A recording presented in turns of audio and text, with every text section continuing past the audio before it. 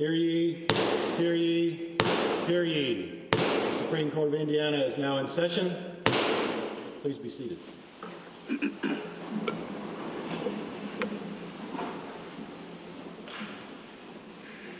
Good morning and welcome to you all for what is one of the great exciting moments in the history of this institution.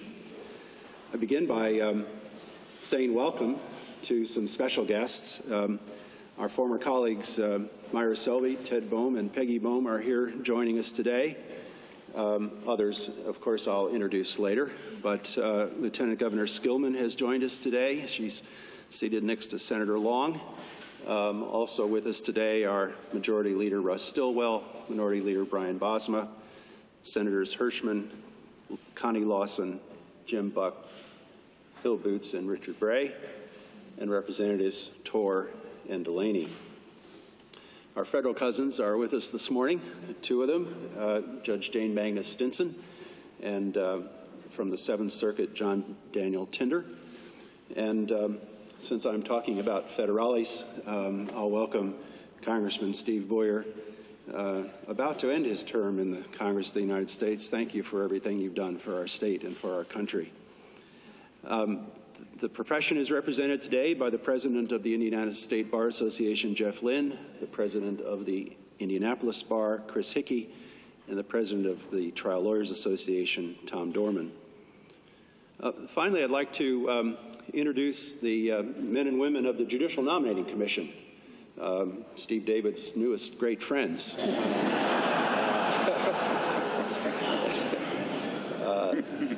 They are here today. Christine Keck, why don't you all stand up so everybody can see you. Christine Keck, Fred McCasland, John Trimble, Jim McDonald, and Mike Gavin. I don't know if Mike is here, and their counsel, Adrian Meering.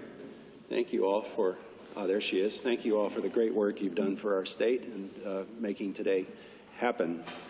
I will tell you that this commission got up from the delightful experience of interviewing people like Steve Nation and Cynthia Ayers, both here this morning, sending along names of the caliber of Carl Mulvaney and Robin Moberly.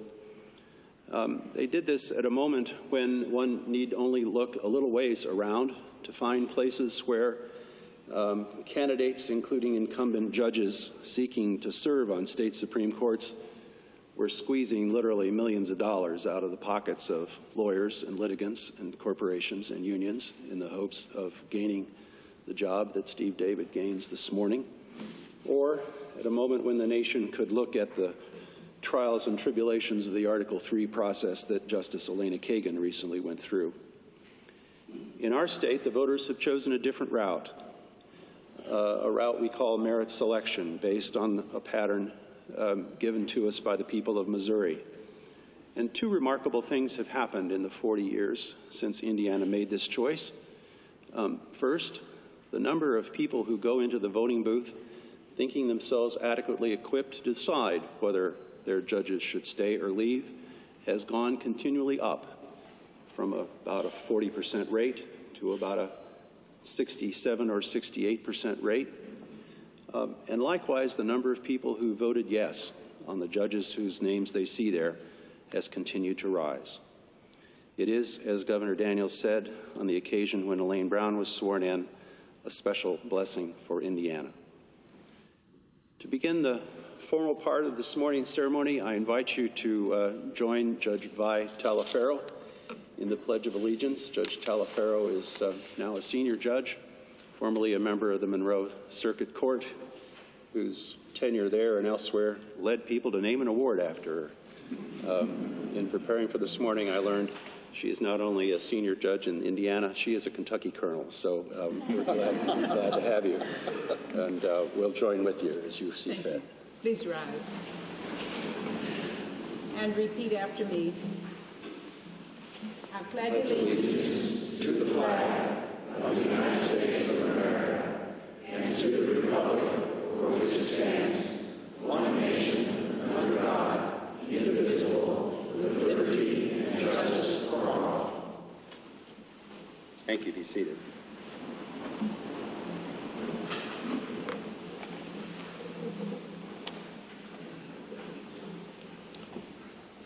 Kermit Lowry is Vice President and Counsel for LexisNexis, a firm of which he's been a part since 1988. In the longer run, before being a part of LexisNexis, he practiced law for the United States Army as an officer in the Judge Advocate General Corps. He is still a colonel in the United States Army Reserve JAG Corps. This suggests some close connection to this morning's honoree. Won't you join me in welcoming Colonel Kermit Lowry?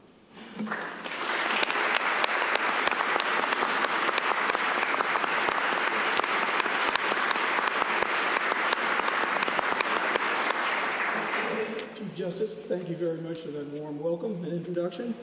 More importantly, I'd like to say I'm very honored that Steve David is one of my good friends. This morning, I'd like to pay a special tribute to our veterans and service members, but before I do that, I would like to quote from President John F. Kennedy, and this quote I know is very special to Steve David. I would like to let every nation know, whether it wishes us well or ill, that we shall pay any price, bear any burden, meet any hardship, support any friend, oppose any foe, to assure the survival and success of liberty. At this time, I would ask that you join me in a moment of silence so we can thank all of the men and women who have served and given their lives so that we can experience this special occasion without the fear of reprisal, tanks, or guns.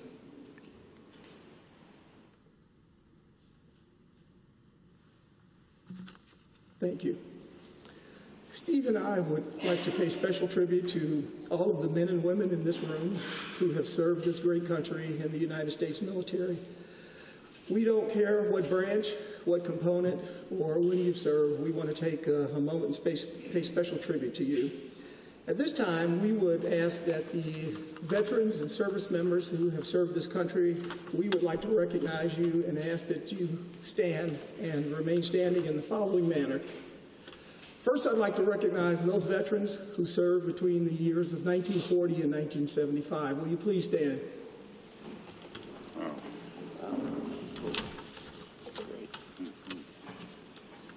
At this time, I'd like to ask all of the veterans and current service members who have served since 1975 to the present to please stand. Ladies and gentlemen, thank you very much for your service to this country, and I'd like the rest of us to show your hand.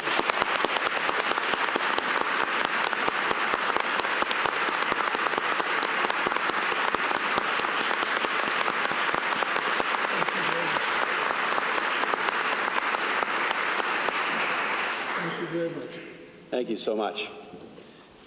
I hadn't noticed earlier on that there were three members of Indiana's official family who were here this morning whom I didn't mention.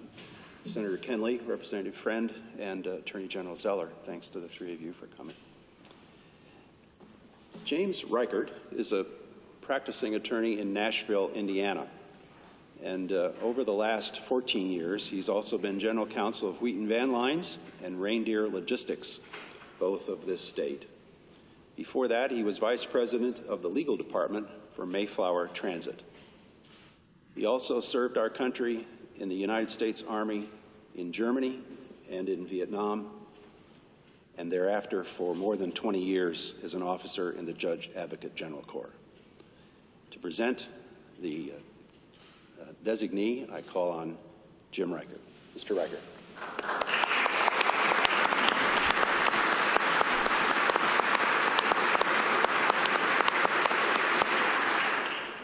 Thank you, Mr. Chief Justice, Justices of the Court, Governor Daniels, Lieutenant Governor Skillman, Court of Appeals judges and other members of the judiciary, Congressman Booyer, state senators and representatives, other elected officials and distinguished guests, ladies and gentlemen.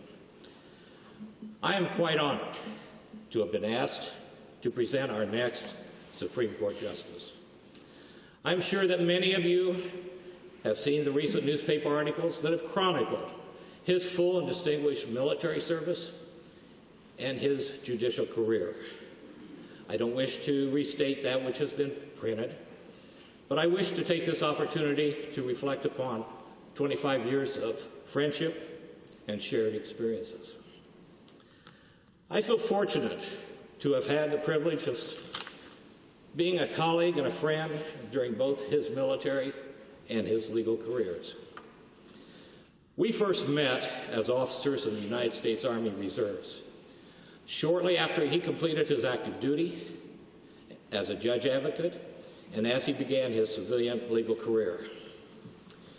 It was obvious from the outset Steve had a great deal of passion, love, and devotion to his family and the military, and he was thrilled to be a lawyer with the attendant involvement with the legal system. His devotion to his family is best exemplified by his unhesitating and unquestioning donation of a kidney to his niece so she could enjoy a full life. Steve maintains a healthy balance to his life through a passion for physical fitness. He is an avid runner, a marathoner, and a triathlete, competing singly and with his wife, Catherine. And I'm sure Catherine has learned that no matter how hard she trains, she's going to have trouble keeping up with him. In the military, it was impressive to observe how, with such seemingly little effort, he maxed the physical fitness test and consistently finished ahead of us in the 2-mile run. And only Steve could convince a group of attorneys on temporary military assignment to relax on their time off by playing push-up golf. This was a game with his twist on the handicapping system. Not only did he convince us to walk and carry our own bags, but then when we lost a hole, we would have to do 25 push-ups.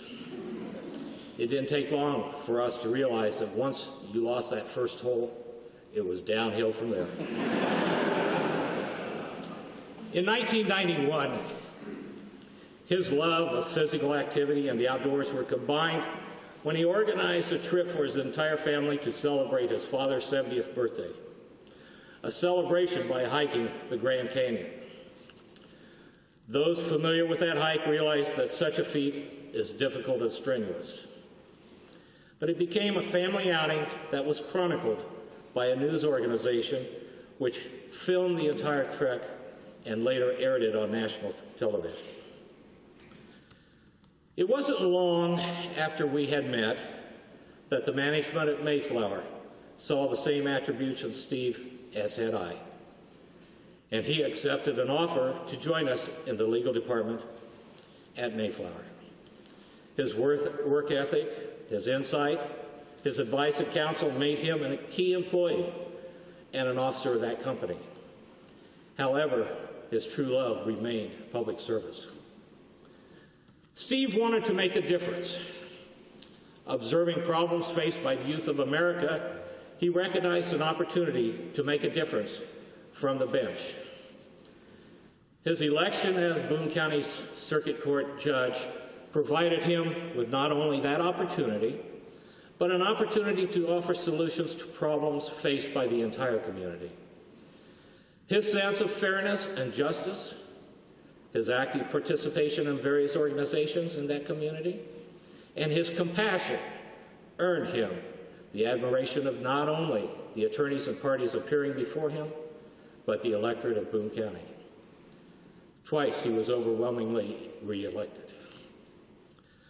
Attorneys who have appeared before him will confirm that Steve's continual study of the law, his work ethic, his easy style, his belief in fairness and justice, and his deep and abiding respect for all individuals made for a professional and positive courtroom experience. Recognizing the complexity of our legal system, Judge David did not simply render his opinions, but he made every effort to explain and assist all parties in understanding the basis for his decisions. I am pleased and gratified that the citizens of the state of Indiana are gaining a special individual on the bench, one who brings a great deal of legal experience and leadership skills which have been refined by experiences in the military, the corporate world, private practice, and community involvement. His passion and devotion to our country, to our state, to his family and friends, to justice and fairness, shall serve the best interests of all of the citizens of the state of Indiana. Mr. Chief Justice, it is with great pleasure that I present the Honorable Stephen H. David to be the 106th Justice to the Indiana Supreme Court. Thank you.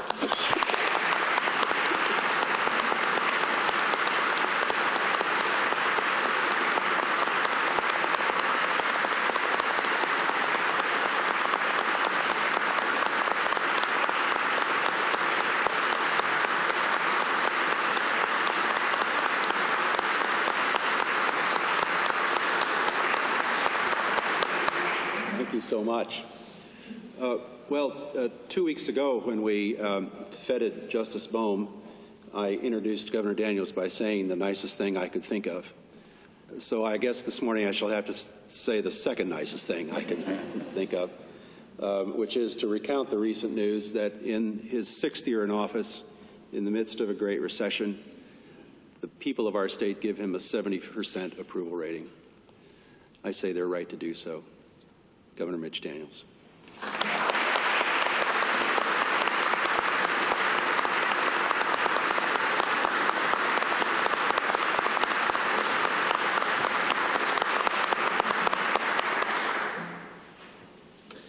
Almost always on the occasion of an important appointment, I am able to testify to the fine qualities and fitness of the appointee out of personal experience. I can say something about what I know about this person and therefore the solid reasons for their selection. It's very important for us all to take note this morning that I know nothing of Steve David.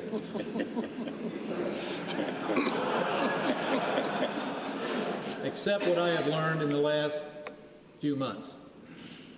And that is an enormous strength of the Indiana system, as the Chief Justice reminded us earlier. If I did know Steve David intimately, it would mean, of course, that we were longtime acquaintances, or perhaps he had come to my attention as the friend of a friend, or the friend of a friend of a friend. And a lot of very qualified people come to public life and public office that way. But today is different. Today is so unique. The appointment of a judge, particularly to either of our two highest courts, is a moment too precious. The tasks are too essential to have any but the finest among us even considered. And so an informal process really won't do. And therefore, I was delighted when yet again the nominating commission, who we appropriately thank and recognize yet again today, brought me names of people with whom I was either barely familiar or totally unfamiliar. I knew how hard they had worked. I knew how large and stellar the applicant pool had been. And I knew how rigorous the process of filtration that had brought those three names to me. And I began our end of the process in the serene confidence that I could throw a dart and Indiana would have a great judge. I now have, a few weeks after the announcement of the final selection, the confidence of knowing we're going to have a great judge. I never doubted, as I came to study Judge David's record, talk to him personally, hear from the commission and others who had important input to offer, I never doubted that in a few years, Indiana would know that one of its finest ever had come to this position. By this morning, I'm just as confident that this is already understood. I have never been party to an appointment which has brought so many unsolicited, spontaneous, sometimes impromptu compliments. Obviously, the life he has led, the multiple services that he has provided to our nation, state, his community, were broadly known, just not to me. And so, again, I am grateful to the commission that brought his name forward, to those who innovated the process that created that commission, to all who stepped forward so that in relief, against the backdrop of 30 or 40 spectacular talents, this finest possible choice became obvious. It's with that spirit of gratitude that I congratulate Judge Steve David and ask him and his lovely bride to step forward for the oath of office.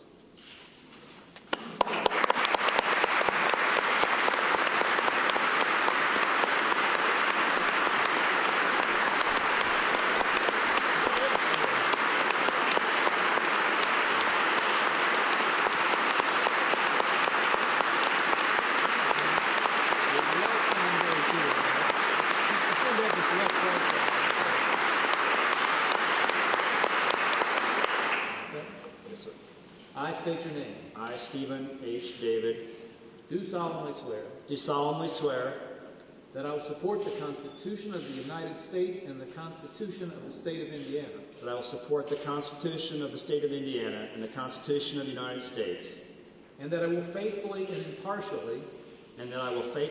impartially discharge my duties as Justice of the Indiana Supreme Court, as Justice of the Indiana Supreme Court, to the best of my skill and ability, to the best of my skill and ability, so help me God. so help me God.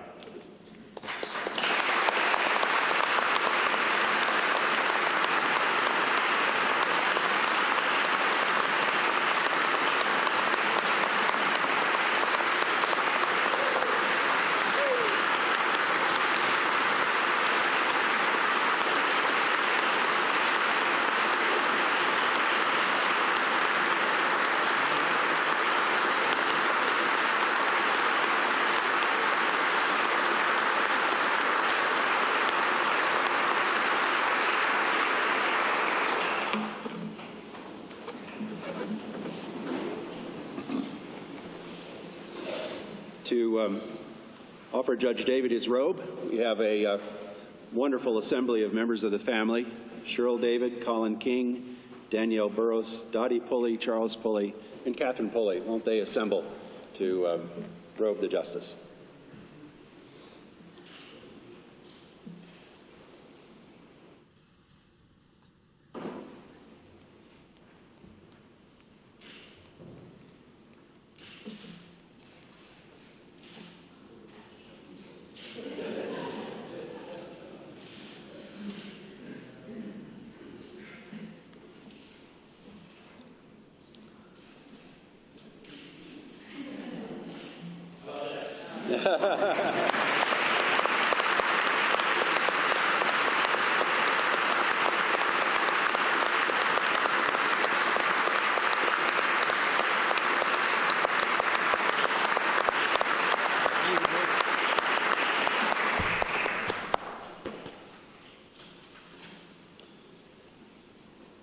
The court, as it's presently assembled, will take a brief recess. There'll be a realignment with our new member, and then we'll retake the bench and hear from him. All rise.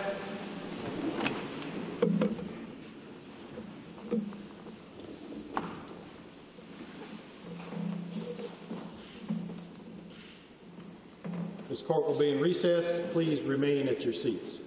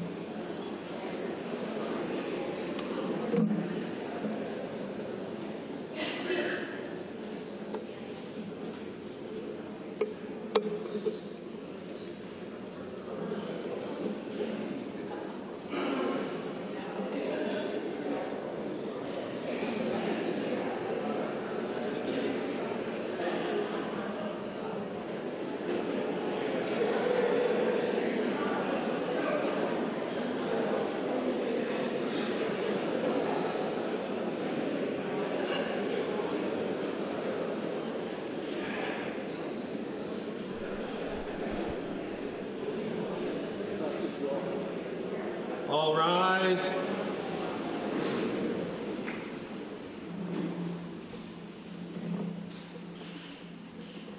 Ladies and gentlemen, may I present the Justices of the Indiana Supreme Court.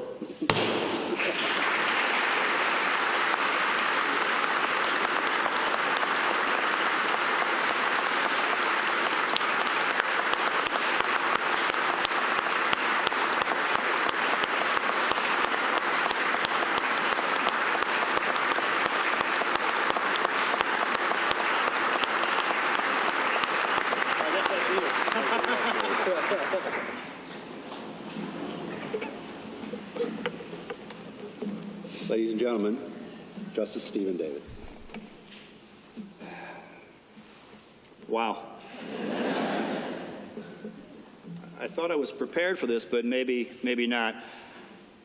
Chief Justice Shepard, Governor Daniels, justices, my new closest friends, Catherine, federal judges, Lieutenant Governor, Congressman, other distinguished guests, friends, fill in the blank, insert your name. Welcome. Thank you so much for being here today on this special occasion. I just kind of want to take a moment and just try to eyeball everybody, but that will take too long, so I will make my comments to you. To you, Chief Justice, Justice Sullivan, Justice Dixon, Justice Rucker, who incidentally didn't stand as a veteran of the Vietnam War, so we'll have to fix that. But you are great justices. You're great role models for myself and all attorneys practicing in the state of Indiana, and I'm now honored to serve with each of you. Your collegiality, your respect for each other's opinion, your respect for each other, respect toward the profession, and the value you place on civility and professionalism is beyond reproach. Qualities that our profession, indeed any avocation, vocation, all of us could improve upon. You four and all of those that have come before you have lived the words of Abraham Lincoln. He said once, when I'm getting ready to reason with a man, I spend 1/3 of my time thinking about what I'm going to say and 2/3 about him and what he is going to say. I think you are all exceptional listeners. When I hear someone offer a different opinion than the opinion I have, I try to listen closely, thinking maybe I'm not thinking this through very well. Maybe I need to change my opinion. I might even be wrong. Maybe I can learn something. I believe you do the same.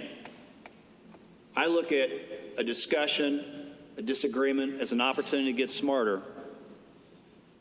I do believe you do the same. I try not to get defensive or let it become personal. I believe good listening and a good mind changing once in a while is a sign of strength of character, not weakness of mind. Professionalism and civility is very important. If you don't understand that concept, sit down and have a discussion with Ed Delaney, and he'll tell you what professionalism and civility is after what he's been through, to still believe strongly in the profession and everything that that profession we as attorneys must do and must be mindful of and exposed to. Governor Daniels, sir, what can I say? The person who picked me over so many qualified candidates to be number 106. And I haven't gotten the tattoo yet, but I intend to get one. It's going to go right over the gavel I have right now on that. Thank you seems so inadequate. I never met you before the interview, and sir, man, you are one tough interview. You've got nothing on the FBI or the CIA as far as I'm concerned. And I truly believe you had read more, been briefed more, done more research yourself on me that was done with anybody concerning my top secret security clearance. You are one smart man. You and Justice Boehm need to go on the brain game together. I think you'd be a dynamite team. Sir, I take this opportunity, and I take this position with all of the responsibility and all of the rule of law. I will protect and hold the Constitution of this state dear to my heart. Every day I will do the best I can. I have no agenda. I owe no one anything. I am not an R. I am not a D. I am not an I. I will serve with humanity and humility, and I will work hard. Does everyone realize that it is quite possible that I will never, ever speak to Governor Daniels again? Particularly if he moves to government housing in Washington, D.C. But seriously, that is our system. That is our unique experience. 3 separate branches, departments. 3 separate obligations, responsibilities, duties. So it's quite possible, and it would not be unusual. Chief Justice Shepard, Chief,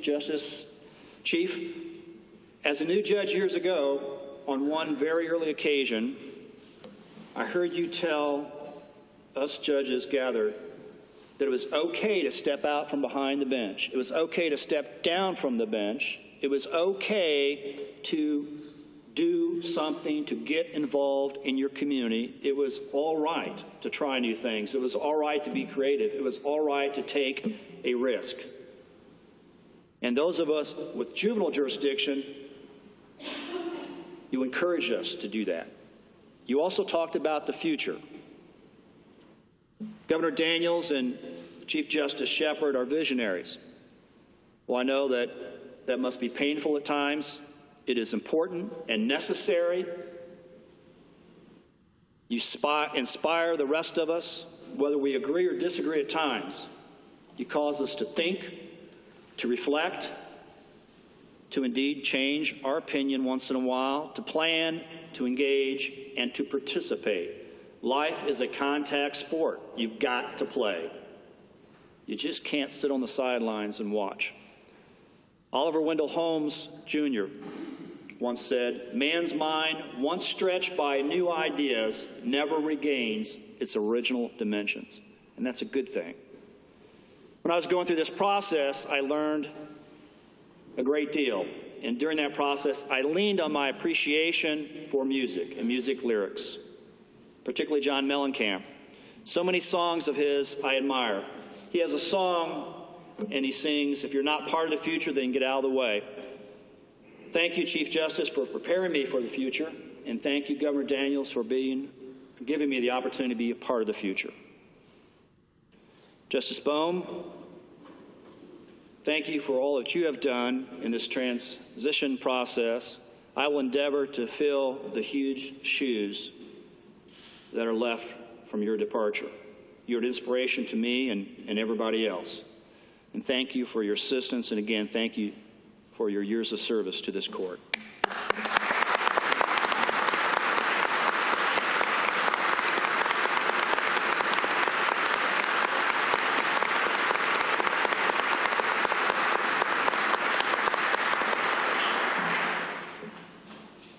And those of you that know me know that I'm not afraid to shy away from confrontation or controversy. So let's just address this elephant that's in the room, Justice Bohm.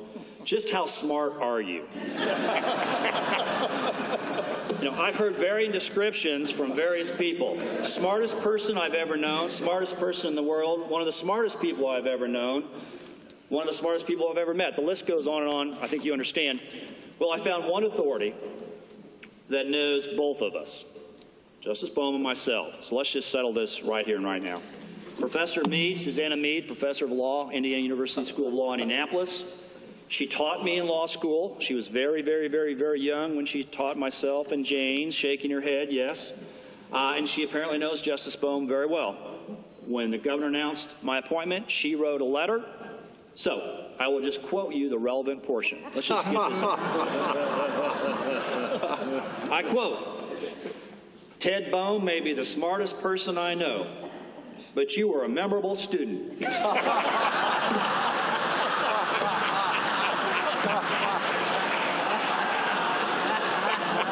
And and I know you will make a significant mark on the Supreme Court and the state.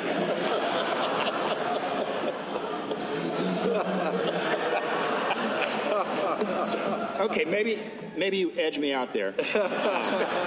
At your retirement, I did learn that you were the only person in the room, Chief Justice Shepard mentioned this, that you were the only person in the room that had met Fidel Castro from Cuba. Well, I met Catherine in Cuba, so I win that round.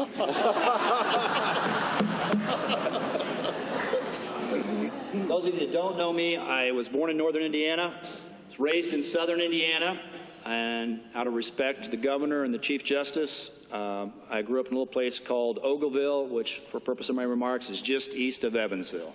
Okay? It's actually in Bartholomew County, but it's close enough. I did some research on swearing-ins, previous swearing-ins, and to my knowledge, no one's ever quoted Abraham Lincoln, John Kennedy, Toby Keith, John Mellencamp, Kenny Chesney, and Lee Bryce. So I'll hurry up, okay? We've got 2 down, 4 to go. Seriously, there's a song, Kenny Chesney from East Tennessee, that is out now and really says everything about how I got here today and about most of you and how important most of you in this courtroom, all of you are important, but most of you are important in how I got here. His song is entitled, I Didn't Get Here Alone. If you have a chance, listen to it. I know most of you, some of you don't like country music. I won't sing, I'm just going to read it to you. I didn't get here alone, that road's just too rough and long. I might be the one the spotlight's on, but I didn't get here alone. Yeah, I know I didn't get here alone. The crew, the band, yeah, all the fans that stood in the rain or shine. I want to thank everybody out there for the ride, because I didn't get here alone. Ain't traveled 1 mile on my own. You're why I sing this song. And again, thank you for being here. Dad, can you hear me? Thank you for being part of the super family. Thank you for being our Superman. Thank you for living your life for others, for flying B-24s at age 22, for being scared to death and being part of the greatest generation of all time. You are your sons and your daughters, your grandchildren's, our entire family's hero. You are the eternal optimist. Your sense of humor is incredible. Your humility is an inspiration. You and Mom always encouraged, never discouraged. Of course, you never hesitated to offer your own opinion. And I got that part from you down pat. On a front row in heaven is his wife, Rosemary, our mother. And she's got that front row in heaven, and she is the first angel I ever met on earth. The David settled in Brown County in the late 1700s. I don't know how many generations that makes us Hoosiers, and quite frankly, I still haven't figured out what a Hoosier is, but I am one, and I'm proud to be one. My family is here except for my oldest sister and her husband and their grown children and who live far away, and one nephew who has a test at Murray State today. And you think Murray State would do something special since I graduated from there, but they just didn't do that. So Adam's not here. I'm not the smartest, David. I'm not the prettiest. I'm not the most handsome. I'm neither the most forgiving nor the hardest working. 2 of last year's top 10 teachers in the state of Indiana are sitting right over there in this room, members of my family. Teaching is about the most important thing you can do next to parenting. Many in this room have contributed so much to my life. Rich, where are you? Rich Enan. Rich, thank you for being here. I know you just have a brand new knee, so you can get ready for the basketball season. I'm forever grateful for the opportunity you gave me to clerk for you during law school, to learn from you, and to start my practice with you before I reported to the military, and then to come back from the military and have an opportunity to practice with you again and observe some of the best trial lawyers in the state of Indiana and southern Indiana. And Jim Reichert, you hired me away from Mayflower, brought me to Boone County, and he's the one responsible essentially for all of this. If you don't like it, see Jim Reichert. Chief Judge, former Chief Judge of the Court of Appeals, John Sharpneck, was a rock star lawyer in Columbus, Indiana when I was a nobody clerk and then a nobody young lawyer. And he treated me with respect and dignity as if I were a senior partner in the biggest Indianapolis law firm. That's who John Sharpneck is. Thank you for your leadership and mentoring for years. not just me, but all of those that you have helped. Where's Chief Judge John Baker? Right here. Right down there. This is the first time I've ever looked down on John Baker. It's kind of cool. It's kind of cool. Sir, thank you for your leadership and mentoring for years. Again, not just me, but everybody. When I was contemplating this endeavor, you were kind enough to come to Catherine and I's home, sit at our table, and tell us like it was. You encouraged. You said it would be very hard. You might have used a little bit stronger language, but you were honest, and you were always supportive. And I'm sure that you'd done that before, and it wouldn't surprise me if you hadn't counseled several of those 34 candidates. That's just who you are, sir, and that's what you do, and that's why you were so good. And I thank you so much for all that you've done for us. Congressman Pence was not able to be here. I was one of those stars on the Columbus North speech team, impromptu and extemporaneous speaking before sophomore Mike Pence came along, and the rest is history. Somebody had plans for him, didn't include me. Congressman Booyer, thank you for being here. You've been such a great friend for so many years. Army blood runs deep, doesn't it? I remember a few conversations on my porch when you stopped by on your way home when you were first running for Congress. And you and I are the only one until now that knows the story about your multiple runs across your district. You made those famous. Steve stopped by my home after running. He had a speaking engagement that night, doing 10 different things, and Steve didn't have any pants packed for a speaking engagement. So I went and bought pants for Congressman Steve Booyer. I've never bought pants for another man, but I bought pants for Steve Booyer. And when times were hard and times were tough in Washington, D.C., with the assignment I had, Congressman Booyer sat down, had dinner with me, and said, Steve, do whatever you have to do the best you can. Support the rule of law. Do what you think is right. Thank you. Catherine, I am so sorry to have gotten you into all this. I mean, from Cuba to D.C. to Indiana, Whitestown to Indiana to Boone County to the Supreme Court in less than 27 months. I could not have done this without you. When I mentioned this, you said, heck yes. You didn't say anything else. You said, heck yes, because your mother won't let you swear. So you said, heck yes. You worked on the application. You told me to keep doing it, and I said, no, I don't want to leave Boone County. I can't leave Boone County. You said, they'll be fine. Go for it. And I wouldn't be here but for you. Thank you very much. I wanted to be a lawyer since I was a little boy. I wanted to be a judge since my first day of law school. When I ran for judge, I was an unknown to all but a few people. Those people are seated in this room. They believed in me. Tom Easterday chaired that first campaign and all others since then. Fortunately, didn't have any opponents. Charles Eaton kept track of the money, which wasn't hard to do because it was either money that Colleen and I borrowed or money that he put into the campaign himself. We worked hard. We ran an always take the high road campaign no matter what. The day after you lose the election, you're going to walk around town and not be ashamed of running for election. And that's how we did it. One day, the prosecutor at that time, may not have heard of her, Becky McClure, said, I believe in this guy. I believe in this guy, and things really took off after that. Thank you, Boone County, for all the support. I do want to answer for everybody here, my friends and family, the question that hasn't been asked of anyone during this process, and that is, what is your greatest personal contribution? That's a no-brainer. They're seated right there, Danielle Burrows and Colin King. My greatest contribution is in some small way helping their mother, Colleen, some small contribution toward raising those two fine young people. I'm very proud of you. I love you very much. Doesn't get any better than that. When I was elected, I inherited two court reporters of the opposite party. I don't know who was more scared, they or I.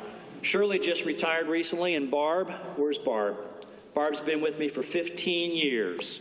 Thank you for teaching me, for helping me grow, and mostly for tolerating me. I didn't have a bailiff. I hired the former chief of police, retired chief of police of Lebanon, Indiana, Joseph Rady. Not only was he my first bailiff, he became one of my best friends. He did make it clear to me one time his role. I misunderstood the role of the bailiff. I thought was to protect the judge. Joe clarified that. He said, "You ever see the movie Bodyguard?" I said, "Yes." He said, understand if things get tough, you're on your own. He said, Joe said, "I ain't no Kevin Costner, and you sure ain't no Whitney Houston." We got along fine after that. I have the best staff: Hope, Carrie, Sandy. All of you need to be kind to Judge Pro Tem Jeff Edens. Judge Edens, you know that not just the chapter, but the book on Judge Steve David of Boone County is closed.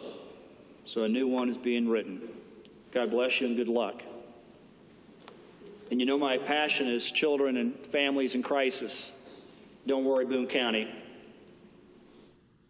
Sally Barish, Commissioner Sally Barish, you've been handling all of those cases.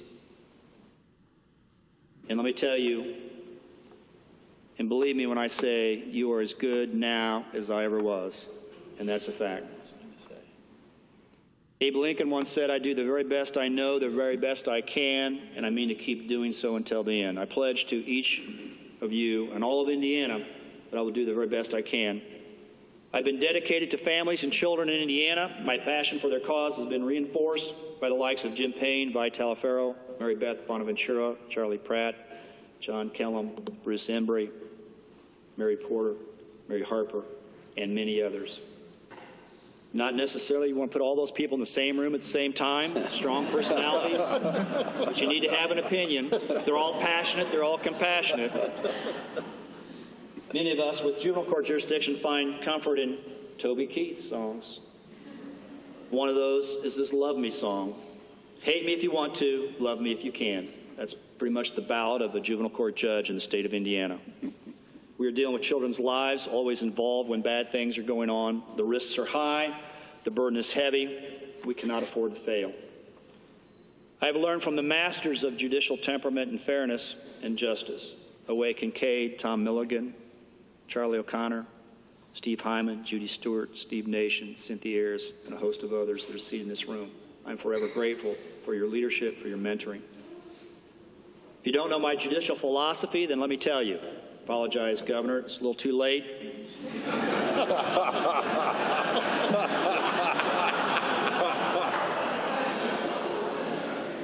Again, I believe in humility, respect, fairness, and the rule of law. The rule of law, always. However painful at times it can be, we must preserve the rule of law. I am neither a member of the executive branch nor of the legislative branch. I respect those of you who are. I admire you. I must also trust you and your judgment. I do not believe this is about me at all. It's about the process and the fact that I've been selected to be a guardian of the law, along with my colleagues. Not to make it, I shall protect the Constitution of Indiana at all costs. I will work with my colleagues to improve the practice of law and promote lawyers. I don't like lawyer jokes. My obligation is heavy. My responsibility is awesome. But it is not me who is important. It is the oath that I have taken. It is the public service to which you have entrusted me. It is not about me. I promise you I will not fail you. I'm an eternal, optimistic realist. I love life. I try to look for the good in everybody. I'm one of those half full, not half empty guys. If you're still uncomfortable with my love for music lyrics, then get over it. No. I really like country music lyrics. They're some of the best lyrics and all of the worst lyrics you'll ever see. Lee Brice has a song, Love Like Crazy, and you can put live, whatever word you want, in place of love, but it's still relevant. I'll quote you just a little bit, and I'm about to wrap up. Just ask him how he did it. He'll say, pull up a seat. It will only take a minute to tell you everything. Be a best friend, tell the truth, and overuse I love you. Go to work, do your best. Don't outsmart your common sense. Never let your praying knees get lazy and love like crazy. I say live this life you have to its fullest. Be true to yourself. I will leave you with my own personal message. It consists of a core of 8 words and a duty of 4 words. 12 simple words. Work hard, do good, be proud, have fun, and do what is right. It's been my honor to have you here. Thank you so much for being here. I'm so looking forward to working with this fine Supreme Court. Thank you all so much. Thank you, sir.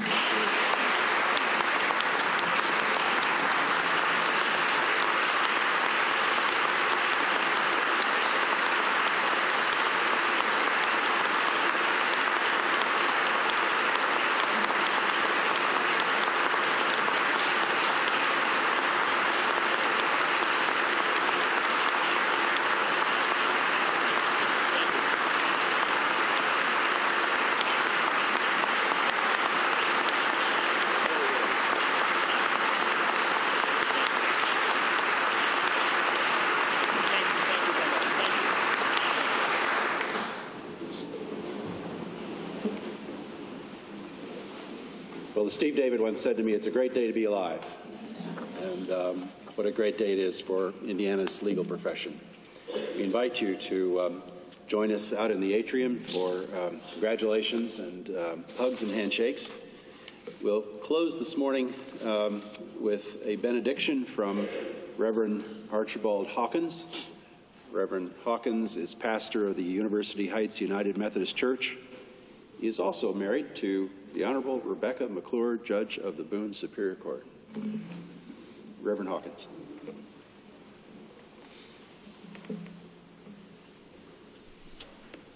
Let us pray. Loving God, I thank you today for the gift of our nation. You alone rule the world with justice, yet you place in our hands the solemn duty of participating in the shaping of our government. Also, thank you today for your servant, Justice Steve David. Continue to instill in him a reverence and respect for you and the life you created on this earth. Help him to judge righteously and to defend the rights of the afflicted and the needy. Help him to continue to interpret the law rather than make the law.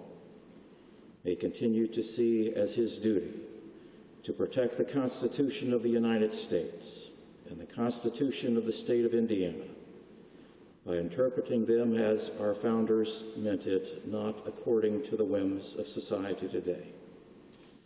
Gracious God, give all of us the courage we need to do what is right and to serve you, the judge of all, with fidelity. We ask this through Jesus Christ our Lord. Amen. Amen. The court will rise. All rise.